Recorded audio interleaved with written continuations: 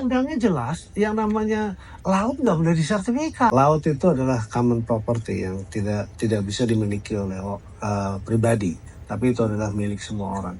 Dari apa yang disampaikan oleh Menteri ATR BPN, itu kan menyebut nama perusahaan, terus kemudian ada juga milik nama perorangan gitu.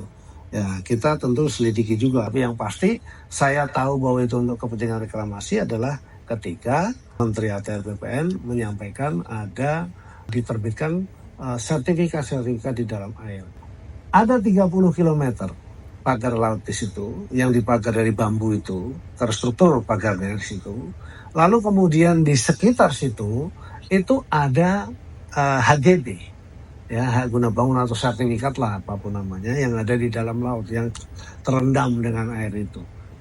Saya kaget karena tidak boleh ada sertifikat di dalam laut, itu nggak bisa gitu, undang-undangnya kan begitu mengatakan.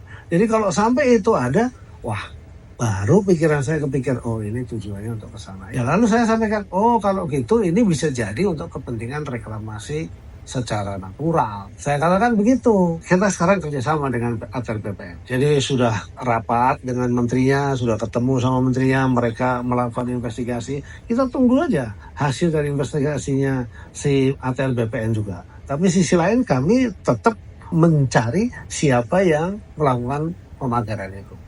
Kita sudah berkoordinasi dengan Menteri ATR BPN. Jadi ini intens sebetulnya. Kemarin juga kita meeting sama dia dan seterusnya gimana nanganin. Saya minta data terhadap pemilik dan nama-nama itu dan seterusnya. Lalu kemudian kita protes.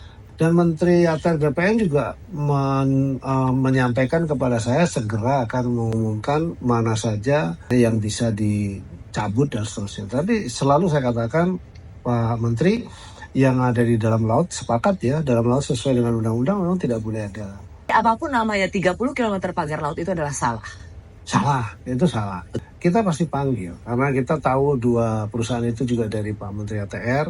Apakah dua perusahaan itu juga yang memasang pagar itu? Ini konteksnya jangan di ini ya, karena kalau ruang kami hanya di bangunan di laut itu.